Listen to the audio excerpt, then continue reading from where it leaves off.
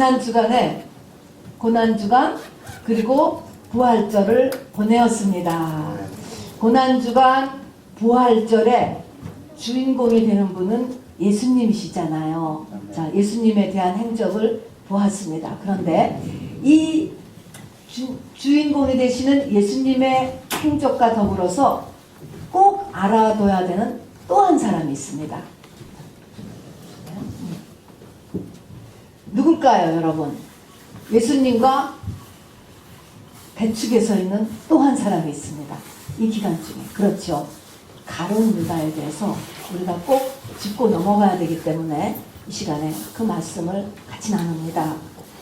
성경은 가룟 유다에 대해서 자세하게 적어놓고 있습니다. 또 우리는 믿음의 사람, 성공한 사람, 성경에서 이긴 사람 통해서만 교훈을 받는 것이 아니고요. 이렇게 실패한 사람을 통해서도 우리에게 중요한 교훈이 있습니다. 우리가 자동차 운전을 하나 할 때도요. 목적지를 가려면 엑셀을 잘 밟는 것도 중요하지만 브레이크 밟는 것도 매우 중요합니다. 이 두 가지를 잘 해야 목적지까지를 정말 잘 갈 수가 있습니다. 우리 자신이 성령을 받았어도 사실은 의인의 성량보다는 악인의 성량이 더 깊습니다. 그렇기 때문에 성공하고 이기고 믿음에 승리한 사람이 되는 것보다 가룟 유다 같이 믿음에서 완전히 실패한 사람이 우리를 더 잡아 끕니다, 여러분. 그래서 우리가 이것에 대해서 나 자신을 잘 감찰하면서 브레이크를 밟는 일도 우리가 결코 잊지 말아야 되겠습니다. 가룟 유다에 대해서 성경에 자세하게 기록해 놓고 있는데 네 곳을 찾아보면서 우리가 똑같이 유다가 주는 메시지 네 가지를 마음에 꼭 간직하기 바랍니다. 1년에 한 번 저는 꼭 이 유다에 대한 말씀을 전하곤 합니다. 그래서 1년에 한 번 하는 유다에 대한 말씀이니까 여러분 잘 듣고 그러나 반드시 꼭 기억을 해 놓으셔야 됩니다. 마태복음 26장 24절입니다. 신약성경 45페이지입니다. 마태복음 26장 24절 마태복음 26장 24절 우리 찾아서 다 같이 한 목소리 읽겠습니다. 26장 24절 같이 읽어요. 시작. 인자는 자기에게 대하여 기록된 대로 가거니와 인자를 파는 그 사람에게는 화가 있으리로다. 그 사람은 차라리 나지 아니하였다면 제게 좋을 뻔 하였느니라. 예수님이 가룟 유다에 대해서 하신 한 말씀이 뭐냐면 차라리 나지 아니하였다면 제게 좋을 뻔 하였느니라 하는 사람이에요. 여러분 끔찍하지 않습니까? 만일에 하나님께서 나라고 하는 사람을 보면서 차라리 나지 않았으면 더 좋을 뻔하였다. 이런다면 얼마나 기가 막힌 일이에요, 여러분. 기가 막힌 일이잖아요. 자, 그래서 태어나지 않았으면 더 좋았겠다라고 한 사람이다. 기가 막힌 사람입니다. 요한복음 6장 70절입니다. 요한복음 6장 70절 154면입니다. 154면 요한복음 6장 70절 154면 같이 읽겠습니다. 시작. 예수께서 대답하시되 내가 너희 12를 택하지 아니하였느냐? 그러나 너희 중에 한 사람은 마귀니라 하시니. 대놓고 마귀래요. 그냥 마귀 들린 사람도 아니고 너는 마귀야. 유다에게 하나님께서 그렇게 말씀하셨어요. 야, 이것도 충격 아닙니까? 이 마태복음 27장으로 다시 넘어가겠습니다. 마태복음 27장 3절부터는 저하고 한 절씩 10절까지 읽겠습니다. 마태복음 27장 3절 48면입니다. 때에 예수를 판 유다가 그의 정죄됨을 보고 그에는 이제 예수님의 정죄됨을 보고 스스로 뉘우쳐 그 은 30을 대제사장들과 장로들에게 도로 갖다 주며. 자, 여러분 근데 이제 4절 읽기 전에 3절에서 때 예수를 판 유다가 그의 정죄됨을 보고 뭐라고 했다고요? 그 다음 자가 뭐예요? 스스로. 여러분 이거를 밑줄을 그어놔야 돼요. 이게 유다의 특징이에요. 스스로 뉘우쳐 돈 받은 거 준 사람한테 도로 다 갖다 주었습니다. 4절 읽으세요. 가로되 내가 무지한 피를 팔고 죄를 범하였도다. 저희가 가로되 그것이 우리에게 무슨 상관이 있느냐 내가 당하라 하거늘. 5절 유다가 은을 성소에 던져놓고 안 받아도 그냥 도로 그냥 거기다 갖다 놨습니다. 던져놓고 물러가서 어떻게 했다고요? 스스로 목매어 죽은지라. 여기서 또 스스로예요. 유다에 대한 이렇게 설명을 총체적으로 해놓을 때 두 번이나 들어가는 동일한 단어가 스스로입니다, 여러분. 모든 걸 내가 알아서 한다 하는 것입니다. 스스로 목매어 죽은지라. 6절 대제사장들이 그 은을 거두며 가로되 이것은 피값이라 성전부에 넣어둠이 옳지 않다 하고 의논한 후 이것으로 토기장이의 밭을 사서 나그네의 묘지를 삼았으니 그러므로 오늘날까지 그 밭을 가시같이라 이르느니라. 이에 선지자 에레미야로 하신 말씀이 이루었나니 일러스되 저희가 그 정가된 자 곧 이스라엘 자손 중에서 정가한 자의 가격 곧 은 30을 가지고 토기장의 밭값으로 주었으니 이는 주께서 내게 명하신 바와 같으니라 하였더라. 아멘. 자, 지금도 여기 지금 피밭이라 그랬잖아요. 이름을 피밭. 이것을 다른 성경에 보면 아겔데마 이렇게 해가지고요. 이름이 피밭인데요. 이스라엘의 그 도시의 남쪽에 가면 지금도 수도원에서 우겨나는 아겔데마 수도원이 있습니다. 공동묘지가 붙어 있어요. 그래서 공동묘지가 요즘도 교회에 공동묘지가 붙어 있는 데가 있잖아요. 그래서 공동묘지가 붙어 있는 아겔데마 수도원이 있는데 그것이 지구에서 가장 저주받은 장소 이렇게 얘기합니다. 그래서 예루살렘에서는 지구에서 가장 거룩한 땅이라고 하는 예루살렘 성전이 있고 또 남쪽으로 가면 지구에서 가장 저주받은 땅이라고 하는 요 아겔데마. 왜 그렇게 저주받았냐면은 여기에 바로 가룟 유다가 목매어 죽은 장소. 가룟 유다의 그냥 무덤이라고 하기는 모르지만 가룟 유다의 무덤이 있는 곳. 이런 그 공동묘지 수도원이 있습니다. 그런 땅이 지금으로 이렇게 남아 있습니다. 자, 한 곳만 더 찾겠습니다. 사도행전 1장입니다. 사도행전 1장 14절부터 보겠습니다. 187년입니다. 사도행전 1장 14절부터 20절까지 한 절씩 읽겠습니다. 사도행전 1장 14절부터 읽겠습니다. 여자들과 예수의 모친 마리아와 예수의 아우들로 더불어 마음을 같이하여 저녁 기도에 힘쓰니라. 모인 무리의 수가 한 120명.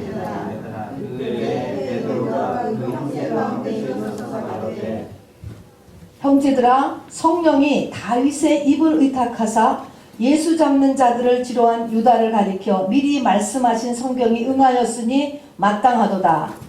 이 사람이 본래 우리 수 가운데 참여하여 이 지구의 한 부분을 맡았던 자라. 이 사람이 불의의 삭스로 밭을 사고 후에 몸이 곤두박질하여 배가 터져 창자가 다 흘러나온지라. 이 일이 예루살렘에 사는 모든 사람에게 알게 되어 돈 방언에 그 밭을 이르되 아겔가마라 하니 이는 피밭이라는 뜻이라. 20절 같이 읽겠습니다. 시편에 기록되었으되 그의 거처로 황폐하게 하시며 거기 거하는 자가 없게 하소서 하였고 또 일렀으되 그 직분을 타인이 취하게 하소서 하였도다. 아멘. 요 내용은 뭐냐면 마가의 다락방에 120문도가 지금 오순절 성령 강림을 기다리기 위해서 모였을 때 얘기하는 거예요. 이렇게 지금 모인 무리의 수가 한 120명쯤 되더라 그랬잖아요. 모여서 기도를 하는데 우리도 마찬가지겠지만 그들도 12명이 3년 반을 정말 같이 먹고 잤는데 그 중에 하나가 스승을 팔고 또 판 다음에 배가 터져서 자살하고 죽었다. 마음이 찜찜한 거예요. 그랬을 거예요. 그렇게 했던 것 같은데 모이는데 성령이 임하는데 맨 첫 번째 한 것이 성령이 임하니까 베드로가 그 가운데서 벌떡 일어나서 아직 이제 오순절 대성령 강림을 하기 바로 전인데요. 이 베드로가 일어나서 한 말이 유다가 왜 죽었는가라고 하는 것을 여기서 지금 얘기하는 것입니다. 놀라운 거죠. 몰랐어요. 구약성경은 다 알았지만 비춰주지 않으니까 몰랐다고요. 근데 이때 성령이 많이 임하니까 그 성령이 구약 성경의 시편 69편 25절과 시편 109편 8절을 확 비춰주는 것입니다. 이게 지금 이 사건이 있기 전 1000년 전 일이에요. 1000년 전에 다윗이 아히도벨이라고 하는 사람한테 쫓기면서 쓴 시였어요. 쫓기면서 한 기도였는데 그 기도가 바로 이 예수님이 유다한테 당한 것이다. 그거를 예언한 것이다. 그거를 모형한 것이다 라는 것을 알게 해주신 것을 얘기했습니다. 이제 나중에 얘기하지만 도대체 그러면 어떻게 했길래 이렇게 가룟 유다가 될 수밖에 없었는가 라는 것을 이제 설명해 주는 것입니다. 어쨌든 이 1000년 전에 다윗의 입을 통하여 바로 가룟 유다에 대한 것이 예언되어 있었고 무엇 때문에 가룟 유다가 저렇게 태어나지 않는 게 더 좋을 뻔한 인생, 그의 무덤이 지구에서 가장 저주받은 곳, 예수님이 한마디로 너는 마귀라고 이야기한 그런 사람이 되었는가 하는 이유가 이제 이 시편 109편과 시편 60편에서 이제 이렇게 말씀하고 있습니다. 이제 통틀어서 이제 이 네 가지 우리가 가룟 유다 같은 사람이 또 그런 성향이 우리 가운데 올라올 때 이것을 누르고 또 브레이크를 잘 잡아서 승리할 수 있기 위해서 같이 이제 네 가지를 찾아볼 것입니다.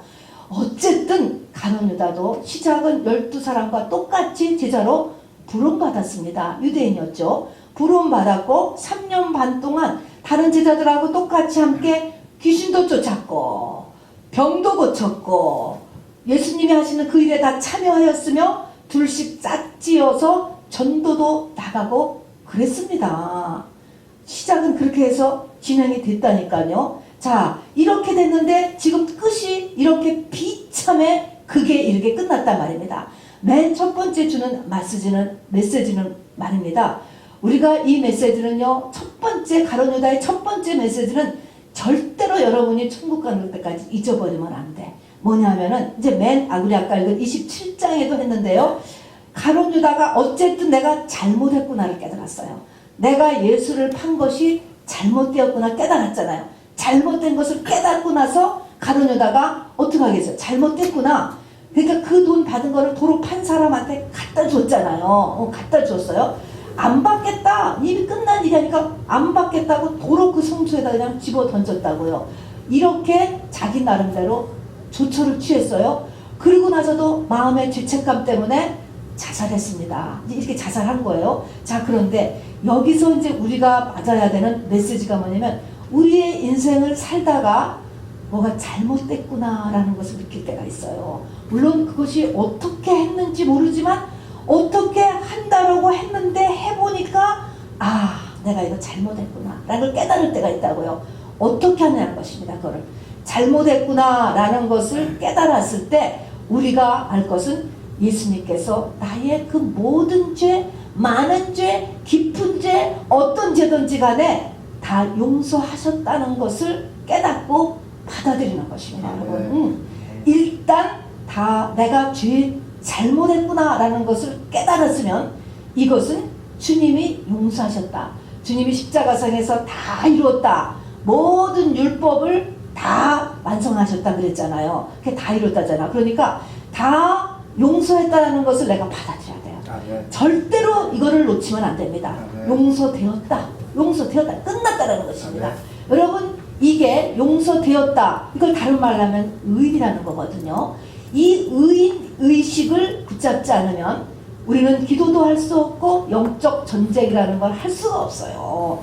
영적 전쟁을 죄인이 어떻게 하겠어요? 내가 죄인인데. 이거는 나한테 겨자씨만한 믿음이 뭡니까? 성령 받은 거예요. 성령을 받았으면 그 다음에는 바로 의인 의식이에요. 내 죄는 주님께서 이미 용서하셨어. 이것을 꽉 붙잡지 않고는 전쟁을 할 수가 없습니다. 무슨 전쟁? 영적 전쟁을 할 수가 없습니다. 그러니까 바로 예수님께서 내가 한 그 일들을 생각이건 마음이건 행동이건 간에 다 용서하셨다라는 것을 굳게 믿으시기 바랍니다. 여러분, 우리가 앞으로도요, 우리가 이렇게 회개하지 할 짓을 안 한다고 아무도 개런티 못해요. 아무도 모르는 거예요. 그러나 깨달았으면 얼른 주님이 용서하셨다는 것을 꼭 믿으시기를 바랍니다. 여러분, 이 죄의 모형이 되는 다윗의 밧세바와의 이 범죄와 그 해결 방법이 성경에 나와 있지 않습니까? 이 다윗이 신부의 모형이잖아요. 그러면 사무엘하 12장 13절에 보면요, 이제 다윗이 그 죄인 줄도 모르고 잊어버렸잖아요. 그런데 이제 나단 선지자가 가서 죄다라고 얘기했어요. 죄다라고 이야기했을 때, 나단 선지자가 그렇게 얘기했을 때 다윗이 그걸 억셉트했습니다. 받아들였습니다. 변명 안 했어요. 내가 여호와께 범죄하였노라 라고 얘기했어요. 그랬더니 나단이 또 금방 뭐라고 했냐면 여호와께서도 당신의 죄를 사하셨나니 이렇게 얘기해요. 자, 그러면은 네, 당신 그 죄야. 네, 죄입니다. 주님께서 당신의 죄를 다 사했습니다. 이렇게 얘기했어요.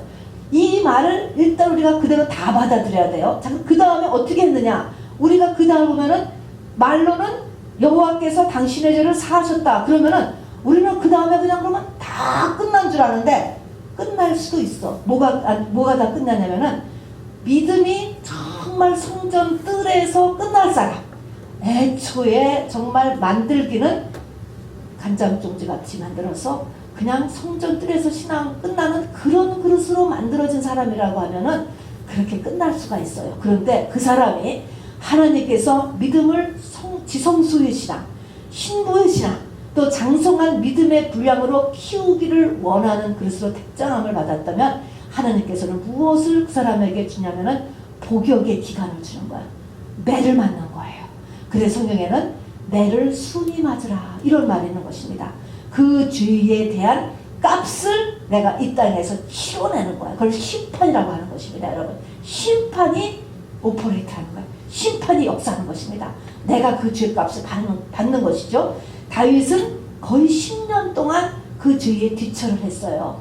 딸이 문제에 휘말리고 아들이 죽고 또 자기가 평소에 일어났던 왕권이 완전히 다 무너지고 이거 다 이 고난을 겪었습니다. 그러나 이런 벌은, 이런 심판은 물론 고난이에요. 고난이지만 그것은 고난인 동시에 나를 믿음의 사람으로 변화시키고 정화시키는 양면을 가지고 있습니다. 그래서 그 심판을 다 받고 난 다음에는 내가 신부로 변해 있는 거예요. 내가 하나님이 원하시는 믿음의 사람으로 변해 있는 것입니다. 그런 양면성이 있게 됩니다. 그러니까 죄를 많이 짓고도 우편강도같이 그냥 하늘에 올라갈 수도 있어요. 그야말로 그냥 불 속에서 받은 고난, 그냥 천국엔 입장만 한 것, 입장, 불구덩이에만 안 들어가는 그런 것도 있고, 그러면 그게 좋은 게 아니고요. 그 다음에는 천국도 천차만별이라고 했잖아요. 그 다음에는 하나님께서 그 죄에 대한 심판을 이 땅에서 행하고 그것을 행함으로 인해서 동사에 그 사람이 예수의 거룩한 모습으로 변해간다. 또 하나님의 쓸만한 그릇으로 준비되어 간다 라고 하는 것을 잊지 마시기를 바랍니다. 자, 어찌하였든지 간에 첫 번째는 우리가 이렇게 죄가 내가 깨달아졌을 때 그거를 스스로 오퍼레이트를 하려고 하지 마시기 바랍니다. 주님께서 다 이루었다라는 것을 믿고, 그러면 내가 그걸 깨달으면 한 그 다음 차곡차곡 인도하셔. 내가 어떻게 안 해도 주님께서 차곡차곡 일을 인도하시면, 이런 일 때문에 이게 무슨 일이 일어났으면 이것이 하나님이 나에게 지금 심판을 행하시는 거로구나 생각하고 매를 순위 받으라니까요. 그러면서 자기 자신을 돌아보는 일을 하는 것이 다윗의 생애였습니다. 그런데 이 가룟 유다는 아까 읽은 것처럼 스스로 뉘우치고 또 스스로 목매어 주고 자기가 하는 거야.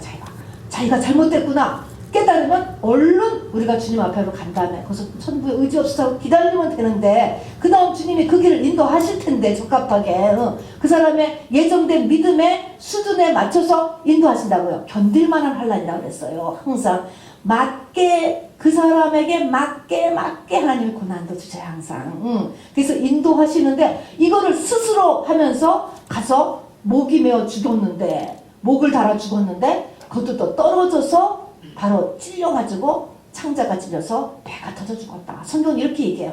자, 여러분 나무에 달린 자마다 저주 아래 있는 자라. 갈라디아서는 그렇게 얘기하고 있습니다. 바로 저주로 인해서 죽은 거잖아요. 그러니까 나무에 목매달아 죽었다라고 하는 것은 가룟 유다가 저주로 죽었구나. 저주받아서 죽었구나 라는 것입니다. 예수님이 나무에 달려 죽으심으로 모든 저주를 다 감싸셨잖아요. 그걸 믿으면 되는데 이 똑같이 저주받아 죽었어. 그 다음에 이제 저주받아 죽은 거기 때문에 나무에다가 또 목을 맺고 자기는 우연히 그렇게 한 것 같지만 이것이 다 영적인 움직인 거예요. 그 다음에는 떨어져서 또 죽었는데 이 배를 찔려가지고 창자가 다 나왔다 그랬잖아요. 예수님도 옆구리를 찔려가지고 물과 피를 나오고서는 그것으로 인해서 백성들을 구원했잖아. 이거는 그것도 아니고 죄 때문에 죽었다. 그 소리인 것입니다. 똑같이 이 창자가 찔려서 바로 그 죄를 해결하지 못하고 그대로 이 땅에서 이렇게 이 비참하게 죽게 되었다는 것입니다. 그래서 스스로 자기의 죄나 지금 터진 어떤 문제를 스스로 판단하고 스스로 해결하려고 하면은 문제를 해결하는 것이 아니라 대대손손이 더 문제를 일으켜요. 2000년 동안 지금 가룟 유다는 가룟 유다야. 저주의 상징, 배반의 상징이잖아요. 어떤 문제가 있냐면 그걸 하나님께로 갖고 와야지 이거를 내가 세상적인 방법으로 이거 했다 저거 했다 그거 했다 해결하려고 하지 마시라 이 말인 거예요. 하나님 앞에 나와서 물론 그렇다고 병원도 가지 말고 상담도 하지 말고 그러라는 게 아니고 뭐를 우선으로 해야 되는가라는 것이 있는 것입니다. 안 그러면 뭐예요? 문제가 더 깊어지는 거야. 계속 더 깊어지는 것입니다. 자, 그래서 이것이 어쨌든 우리가 알 것은 문제는 용서되었다라는 것을 굳게 붙잡아야 돼. 굳게 붙잡아야 돼. 나는 의인이다를 한번 해보세요. 시작. 나는 의인이다. 나는 의인이다. 나는 의인이다. 자, 우리가 이따가 중보기도도 할 때도 의인이다라는 그 의식을 가지고 기도하는 거예요. 이거를 안 가지면은 말가 야 네가 무슨 중보기도를 해. 너같이 믿은 거고 너같이 죄를 짓고 있는데 무슨 다른 사람을 위해서 기도를 한다고 듣겠어? 그건 누구야? 마귀의 속삭임이에요, 여러분.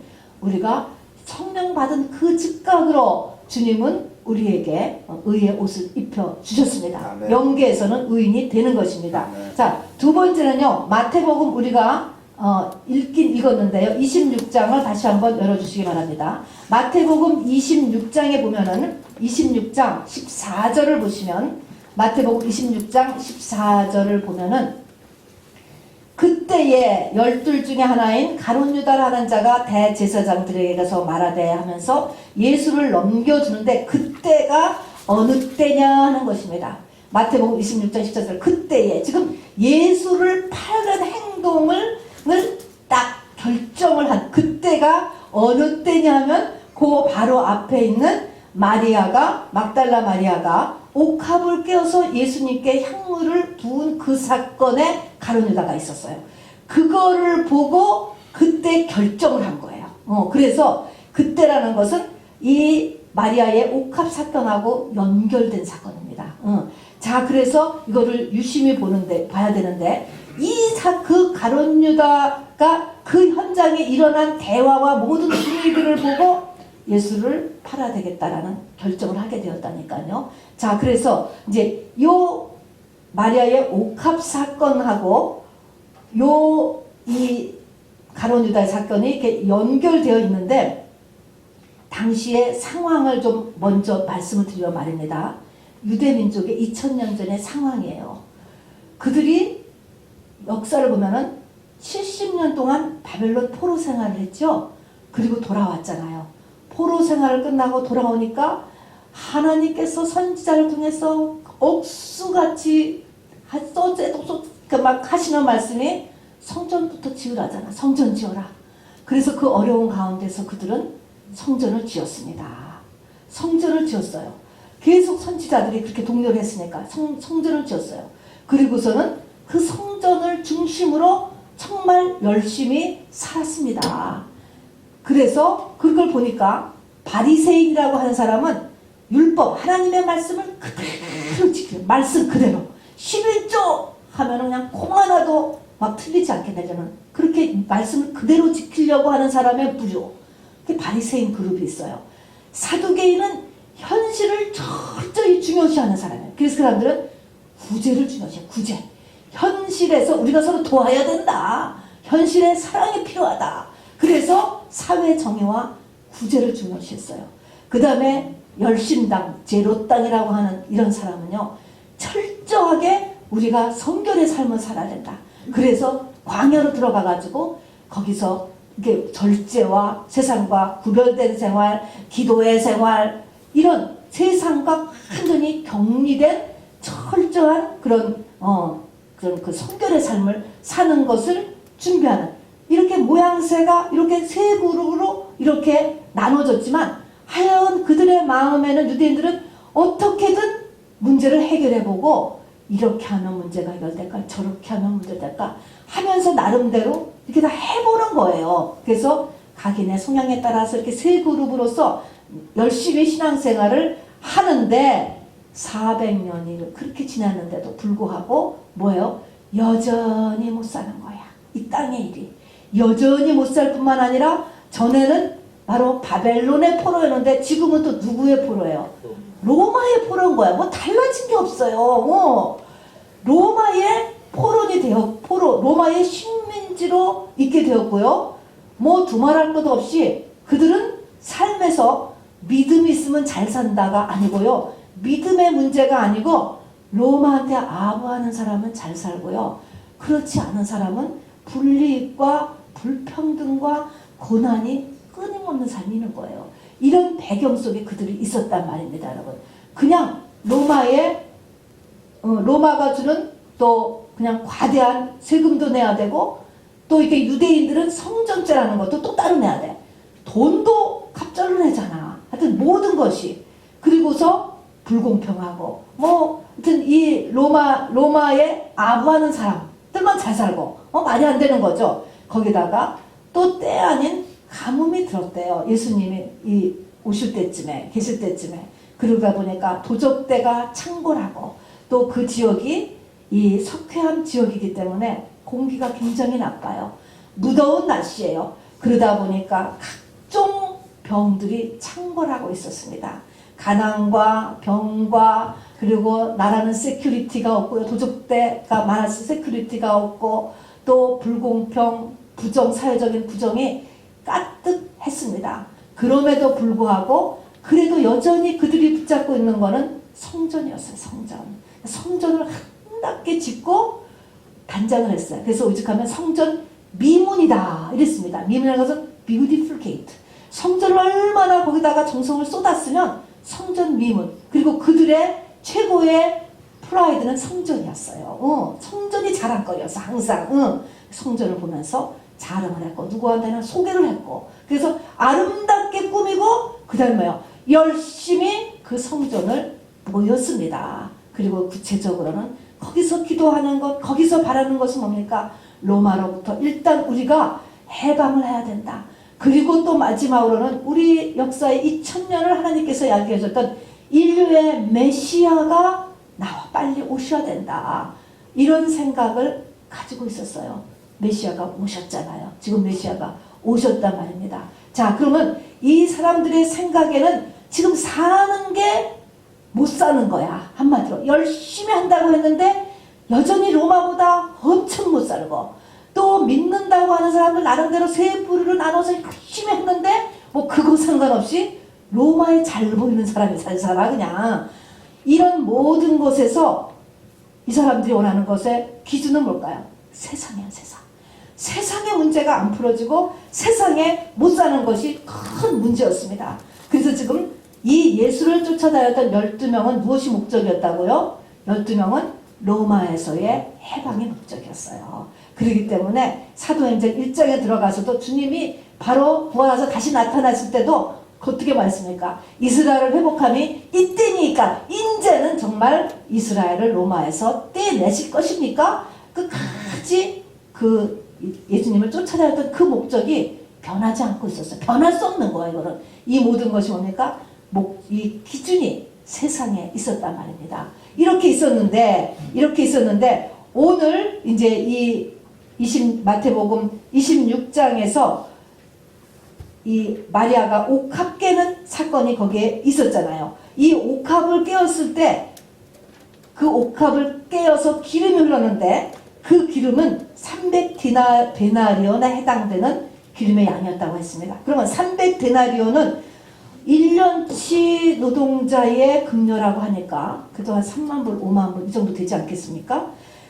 적어도 300데나리온이면은 300명을 구제할 수 있는 돈이었대요.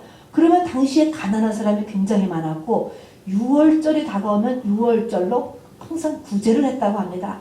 그러니까 300명을 구제할 수 있는 돈을 예수님한테 그냥 부어버리는데 또 그 부어버린 그 사건에 대해서 예수님이 뭐라고 얘기를 했냐면 잘못됐다 그런 게 아니고 가난한 자들은 항상 있거니와 나는 항상 있지 않다. 그거를 그 여자 편을 들어줬어요. 그러면은 가룟 유다가 이렇게 생각했을 때는 가룟 유다 생각했을 때는 자기만 위해주고 자기만 높임받고 나를 위해서 나는 항상 있지 않으니까 나를 위하여서 이거를 300명을 구제할 돈을 그냥 쏟아붓는 것을 괜찮다라고 편을 들어줬잖아요. 그러니까 도대체가 저 리더는 자기만 위하라고 300명의 불쌍한 사람을 생각하지 않고 자기만 위하라고 그러는구나.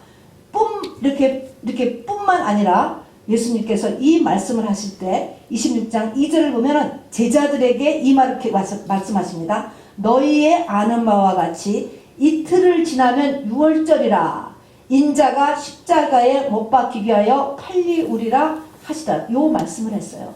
이틀 뒤면 내가 팔린다라는 얘기를 했을 때 이틀 뒤면 예수님이 죽는다는 것을 마음으로 확 받은 사람이 이 땅에서 2명이 있었어요. 하나는 옥합을 깬 막달라 마리아고 또 하나는 가룟 유다가 귀에 그게 딱 들어왔습니다. 이 말이 이틀 뒤면은 죽겠구나라는 거. 딴 사람들은 생각이 지금 전부 딴 데가 있었기 때문에 그 말이 들려오질 않았어. 그게 이틀 뒤면 인자가 십자가에 팔려온다. 그러니까 지금 가룟 유다는 이틀 뒤에 저 사람이 잡히는 것이 확정되었구나. 로마에 의해서 잡히는구나. 이거를 알았어요. 알았다는 이게 지금 대세가 기울어졌다는 거, 로마를 이기지 못하고 로마한테 잡힌다는 것과 그 다음에는 그러는 중에서도 자기밖에 모르고 그 300데나리온의 돈을 자기한테 쓰는 것을 내버려주는 사람이다 라고 한다면 어떻게 되겠어요? 틀렸구나. 아니로구나. 이제는. 그렇다면 뭐야? 아니로구나 했으면은 지금이라도 나라도 챙겨야 되겠구나. 그 돈을 은 30냥이나 300데나리온이나 똑같아요. 그거라도 받아서 내가 이 3년 반을 다 놓고 쫓아다녔는데 지금 남는 게 뭐예요? 그거라도 먼저 챙겨야 되겠구나 라는 생각이 들었다라고 하는 것입니다.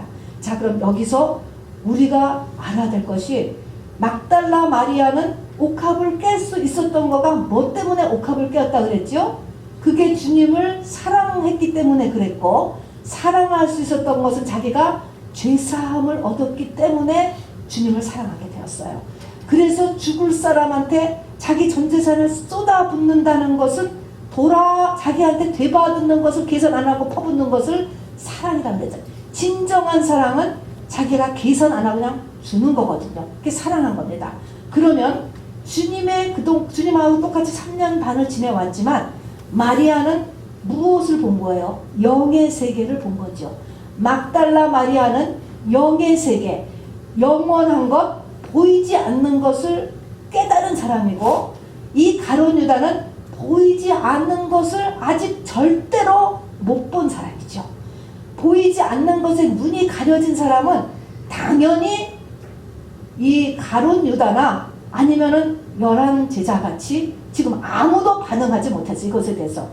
그렇다면은 이제 로마에 의해서 잡히게 되니까 자기 목숨이 위험하게 되니까 다 도망갔잖아요. 다 도망갔어요. 다 도망을 갈 수밖에 없는 그렇게 된단 말입니다. 자, 그래서 우리가 두 번째로 깨달을 것은 교회를 다니면서 영의 눈, 영생, 보이지 않는 세계, 이것에 여러분이 중점을 두지 않으면 여러분은 가룟 유다같이 믿음에서 떨어져 나가게 된다는 것입니다. 여러분, 영생이라는 것을 반드시 알아야 돼.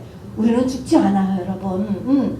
죽지 않는다는 건 뭐예요? 몸은 물론 휘날을 해서 땅에 묻히지만 영은 계속되는 거예요. 나이 70이 돼서 신학교를 다닌다. 아, 그걸 언제 쓴다고 그런 거래요? 그렇지 않아요. 그 사람 언제 쓴다고가 아니고요.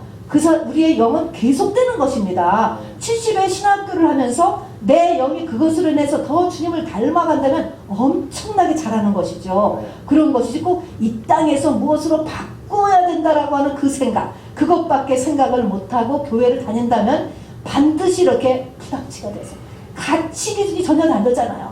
뭐하러 교회를 가?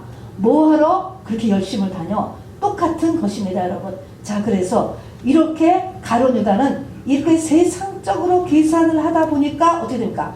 배신이 나오는 거예요. 배신의 시작이에요. 생각이 달라지죠. 당연히 머리가 돌아가잖아요. 더군다나 회계를 맡고 있었으니까 남보다 머리가 빨리 돌아가는 거예요. 빨리 돌아갔으니까 지금이라도 나라도 이제 너 돌려야 되겠다 라고 가서 재빨리 팔았어. 이렇게 해서 우리의 믿음이 영원히 계속된다라고 하는 믿음을 반드시 가시기 바랍니다. 이 베일이 거쳐져야 돼요. 이 베일을 거치기 위해서 계시록을 해야 되지. 제가 생각에는 계시록을 해야 이게 베일이 벗겨지게 돼요. 자, 그래서 우리가 이 땅에 육의 기준으로만 모든 것을 계산해서 교회에 다니면 반드시 실족한다라는 것을 잊지 마시기 바랍니다. 자, 그 다음에 이제 세 번째로 할 거가 왜 가룟 유다가 이제 이렇게 된 것에 대해서 더 깊은 이유가 있습니다. 더 깊고 깊은 이유. 이렇게 된 이유에는요, 우리가 무슨 병이 하나 크게 탁 터졌다라고 하면, 그래요? 나한테 암이 딱 발견되었어? 그것이 일주일 전부터 내가 잘못한 것 때문에 암이 발전된 게 아니에요. 그거는 수년, 어쩌면 수십 년을 두고 그 사람의 식습관이나 생활습관이나 쌓인 스트레스 때문에 생긴 거하고 똑같아요. 유다가 이렇게 됐을 때는 분명히 거기에는 회개되지 않는 많은 죄가 쌓여 있기 때문에 그렇게 되는 거예요. 그것이 아까 사도행전 1장에서 그걸 몰랐어요. 남들은 모르죠. 누가 알겠어.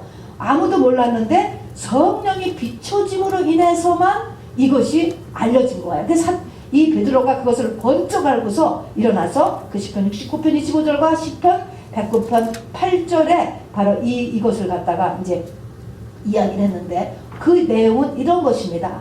그러니까는 같이 공동체를 했지만 몰랐는데 뒤로 가서 가룟 유다는 끊임없이 예수를 비난하고 험담하였다는 내용인 것입니다. 가룟 유다가 악한 입과 거짓된 입과 속이는 혀를 가졌었다 그랬습니다. 그가 내게 말하며 미워하는 말로 나를 두르고 까닭없이 나를 비난하였고, 나는 그를 사랑하였으나 그는 나를 미워함으로 나의 사랑을 갚았으며, 나는 그를 사랑하였으나 그는 나를 대적하니 내가 기도할 뿐이라.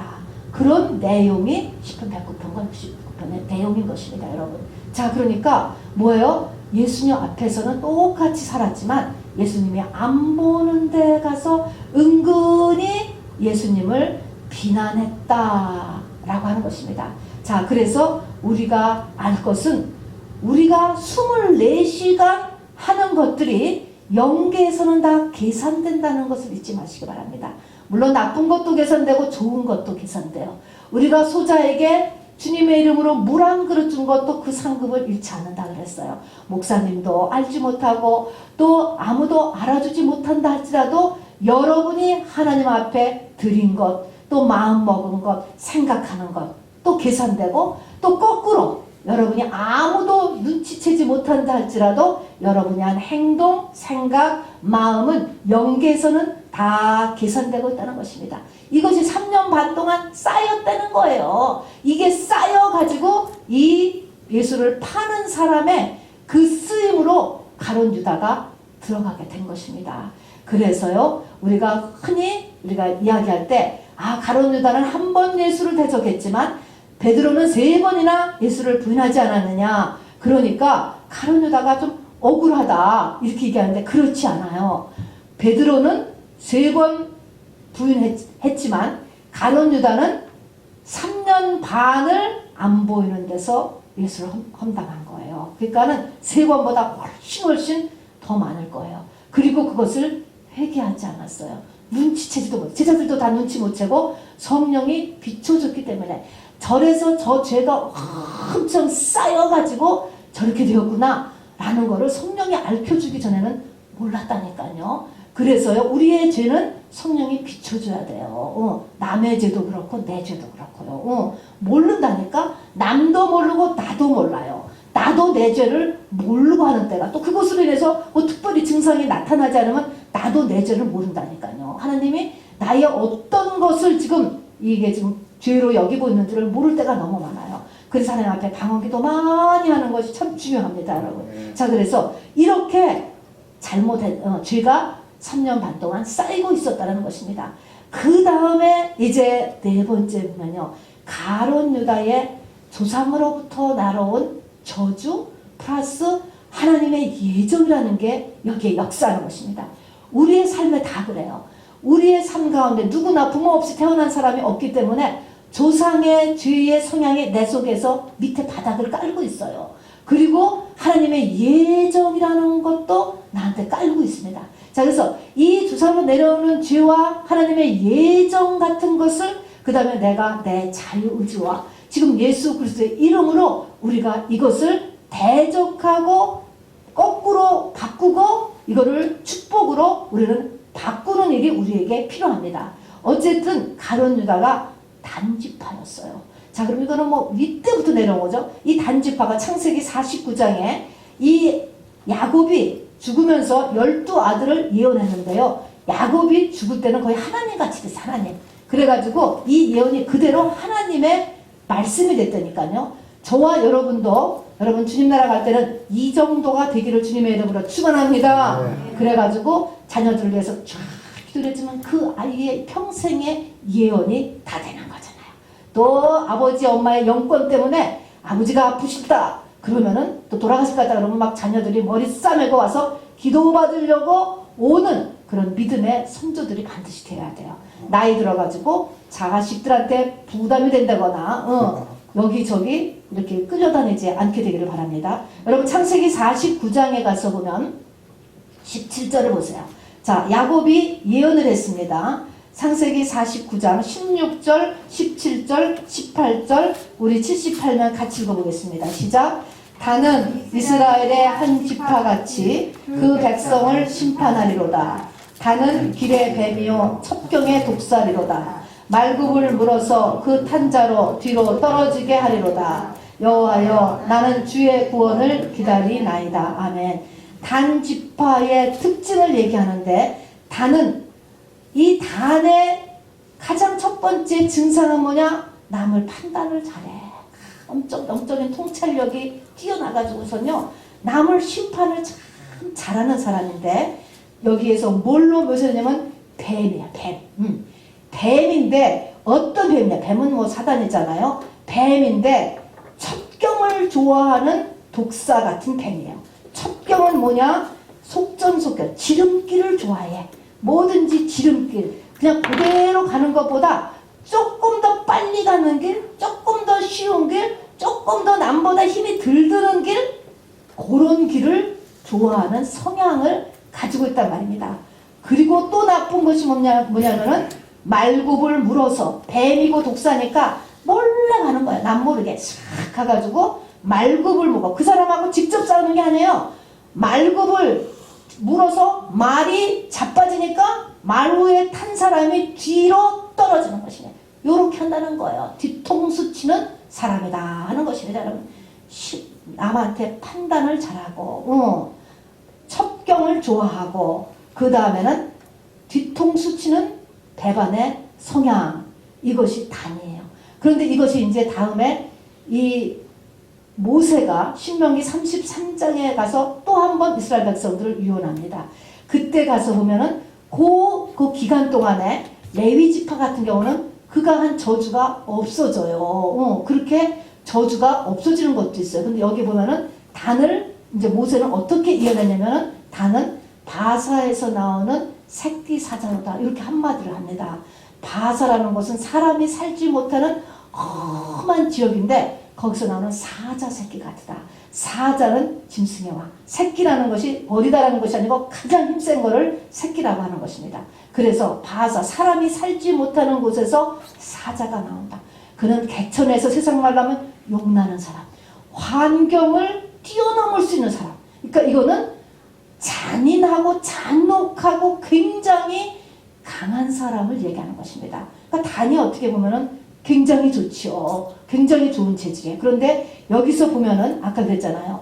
이 야곱은 이 말을 하면서 여호와여 나는 주의 구원을 기다리나이다. 사람으로서 못 해본다는 것입니다. 하나님 이 아들과 이 아들의 후손을 좀 도와주세요. 하나님밖에 도와줄 자가 없겠습니다. 이런 거예요. 그게 여호와여 나는 주의 구원을 기다리나이다. 이렇게 예언 기도를 한 것입니다. 자, 그런데 이 단이 이제 이런 성품을 가지고 이렇게 이끌어가는데, 이제 성경에서 일단 나오는 것만 보면요, 이제 이스라엘 민족들이 이제 가나안에 들어가잖아요. 여호수아에게 광야를 끝나고 나서 가나안에 들어갔을 때 보면은 여호수아 19장에 가서 보면은 이제 정복 전쟁을 끝나고 땅을 분배하는 거예요. 땅을 분배할 때 단에게도 땅을 분배해 줬어요. 근데 그 땅은 가나안의 아모리 족속이라고 하는 족속이 살고 있던 땅을 분배받았어요. 근데 분배받았어도 그 땅에 그 족속들이 얼마큼씩 조금씩 남아 있었대요. 그러니까 그 족속을 가서 완전히 물리치고 그 땅을 이제 주인을 해야 되는 것입니다. 그러면 어쨌든 배당받은 자 땅에 가서 12족속이 가서 그 땅에 지파 살아야 되는 거야. 그런데 단지파는 뭐야? 들었는데 여호수아가 이렇게 해줬는데 why 하는 거야. why? 우리가 꼭 거기 가서 살아야 돼? 그 아모레 족속이 있던 땅이 그렇게 비옥하지도 않고 또 그 아모레 족속하고 싸우는 거 이거 좀 힘들 것 같다. 머리를 돌리는 거예요. 그래서요 안 살았어요. 거기 가서 그 아모레 족속의 땅에 거역하고 거기 가서 안 들어갔다. 그리고 50년을 버티는 거예요. 50년을 버티다가 드디어 정말 이 성경에 이게 보면은 50년을 기다렸다가 여호수아 19장에 보면은 마침 순한 한 종족 라이스라고 하는 그 가나안 땅에 살고 있는 한 종족이 정말 좋은 땅에서 한적하고 이들은 싸울 줄도 모르는 종족이라 그래서 아주 평안하게 하는 한 종족과 그 땅을 발견해 드디어. 그리고 어떻게 가서 작사를 내고 죽이고 그 땅을 차지합니다. 그리고 이제 그래서 거기다가 이제 단이 거기다가 터전을 잡고 나중에 거기다 거기다가 이 성전도 자기네들이 세우고 거기다가 이제 단 성전을 세움으로 인해서 우상 숭배의 근원지를 만드는 거야. 그래서 이스라엘이 결국은 멸망하는 거하고 단지파가 거기다 금송아지를 만들고 하는 그것 때문에 이제 이 기독교가 아니고 이 여호와 종교가 타락하는 것이 이제 신앙 이렇게 나옵니다. 자, 그래서 편한 걸 그렇게 좋아하는 거예요. 그리고 조금 더 약은 거, 머리가 잘 도니까, 그렇게 했습니다. 그러니까 하나님이 하라고 그랬으면은 그 자기의 뜻을 꺾고 그걸 하는 게 아니고 하나님의 뜻보다 내 뜻이 중요해. 내가 보는 관점이 더 중요해. 그런 자기를 하나님의 뜻에서 자기를 이기지 못하는 거예요. 이것이 이 단의 성향이었습니다. 그리고 단과 베델에다가 우상을 세워서 우상숭배지가 근거지가 되었다라고 하는데 이 말에 대해서는 단은요 끝까지 양다리 신앙을 안 변한 게 단이에요. 끝까지 하나님과 세상을 죽어도 같이 섬겨야 되겠다는 거야. 이것을 하나님이 안 주겠다는 게 아니고요. 바꾸라는 거예요. 일단 바꾸면 세상이 다 네 거예요. 그렇게 세상을 움직이는 거예요. 근데 이 과정에 있어서 절대로 우선순위를 안 바뀌는 거야. 꼭 세상에 잘 살아야 돼. 응. 그래서 이 금송아지 신앙을 끝까지 이 양다리 신앙을 유지하고 하게 된 것이 이 단지파야, 단지파.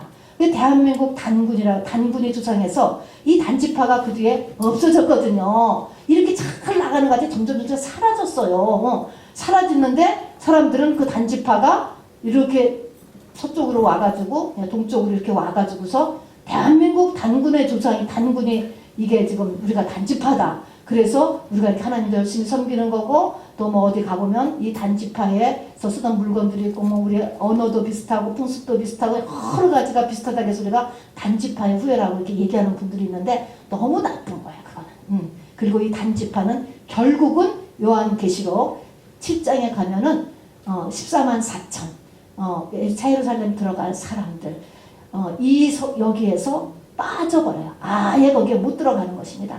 새 예루살렘 성에 들어가는 신부의 영성에서는 빵점. 왜 빵점이에요? 그 14만 4천의 특징은 많은 환란에서 나오는 사람들인데 전부 환란을 거쳐 나오는 사람인데 환란을 통해서 옷을 그 보혈에 빨아서 희게 된 사람들인 거예요. 고난을 통해서 자기를 정화한 사람, 고난을 통해서 자기를 돌아본 사람, 그래서 옷이 흰옷이 된 사람이 다 된 그 분량을 채운 사람이 14만 4천이 되는 건데 회개를 싫어해. 회개를 싫어해. 그렇게 회개 그런 거를 너무를 싫어하고 그거를 안 하고 십자가 싫고 고집을 피고 자기 거를 좋아하고 자기 생각, 자기 주장을 안 꺾는 사람. 요게 단지파예요. 자 그러면 이런 조상들의 성향이 가룟 유다 속에 저 속에 있다가 나오는 거예요. 자, 이런 것이 이렇게 나오는데 이런 예언이 600년 전에 선지자 에레미야가 예언을 했고요.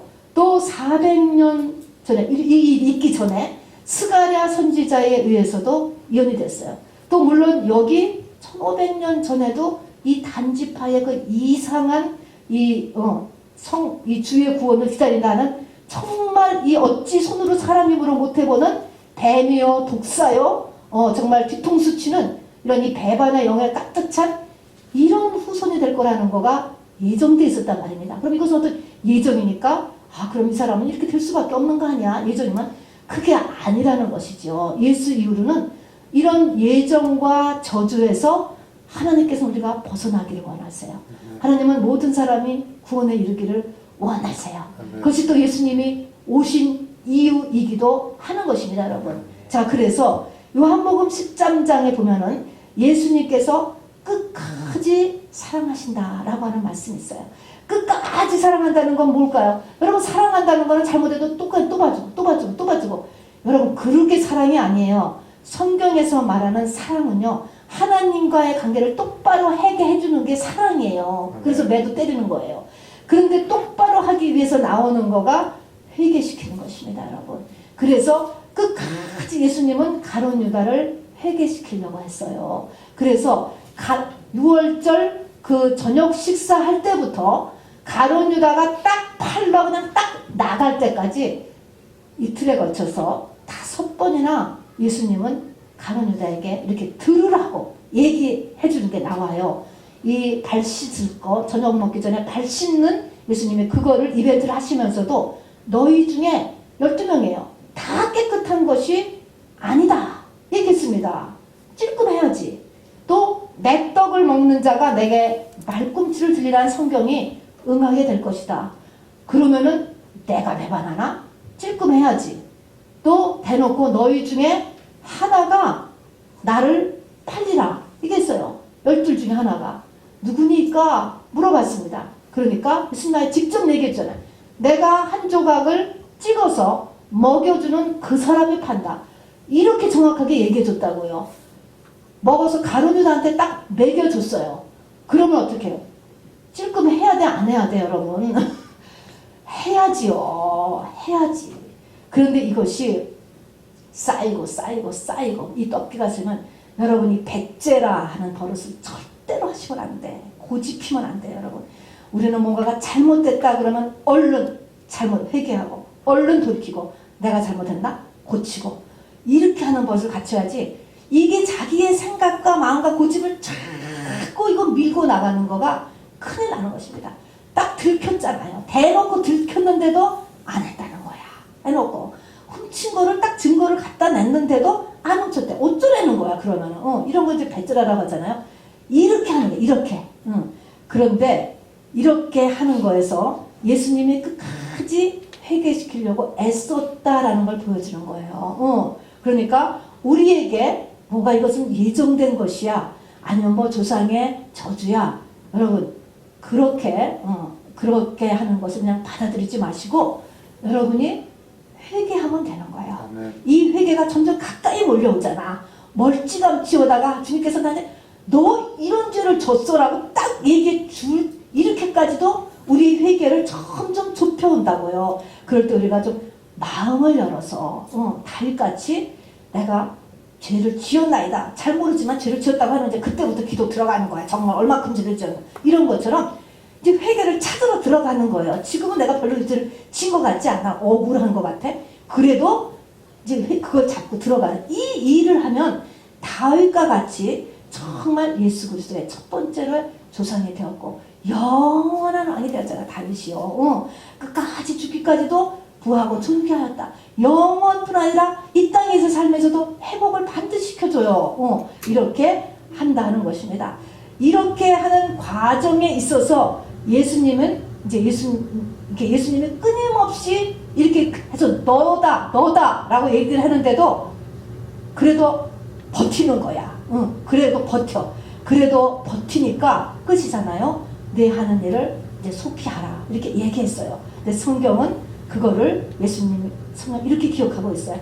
마귀가 가룟 유다에게 예수를 팔 생각을 넣어 주었다. 그 다음에는 이제 이거를 마귀가 그 앞에서 이렇게 북돋아 힘을 주는 거야. 해 선도 속에서 막 선도. 여러분 내가 무슨 생각을 한 다음에 그거를 해야지. 이 파워는 성령 아니면 악령이에요, 여러분.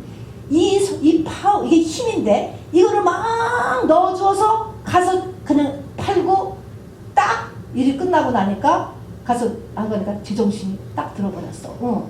어쨌든지 간에 머리를 우리가 조심해야 돼요. 생각을. 마음에서 나오는 죄 7가지가 있잖아요. 마태복음 15장 19절에 보면은 마음에서 나오는 죄. 그 중에 첫 번째가 뭐예요? 악한 생각. 악살가는 죄. 첫 번째가 악한 생각. 여러분의 생각을 굉장히 조심하고 점검해야 됩니다. 점검해야 돼요. 그리고 이것을 내가 행하면서도 이것이 성령에 의한 힘인가 마귀에 의한 힘인가 또 잘 생각해야 돼요. 고칠 기회를 하나님은 계속 주신단 말입니다. 마귀가 사람한테 가장 좋아하는 게 몸의 어두 부위인지 아세요? 머리를 좋아하기 때문에 여러분 제사 지낼 때 보사 지낼 때 사람을 안 올리고 돼지 어디 올려요? 돼지머리. 왜 돼지머리 올리는지 아세요? 돼지머리. 머리를 제일 좋아해 마귀들도. 우리 마귀가 우리 머리를 좋아한다. 우리 생각. 예배 드리려고 와보세요. 오만 가지 생각이 막 들어오잖아요, 여러분. 머리를 굉장히. 그래서 돼지머리 올려주고 이 잡신들한테도 명태 대가리 올리고 이게 다 뭐야? 머리를 좋아하는 거야, 머리. 우리 생각을 공격한다. 이런 것입니다, 여러분. 자, 그래서 우리 이제 부활절 주님 승리하셨습니다. 다 이루었다. 끝났습니다, 여러분. 그러나 주님이 다시 오실 때까지 전쟁은 계속되는 것입니다, 여러분. 여기에서 우리가 이기는 자가 돼야 돼요, 여러분. 이기는 자가 돼요. 이 악을 모아놓은 것이 가룟유다예요, 모든 악을. 자, 그래서 오늘 말씀을 생각하시면서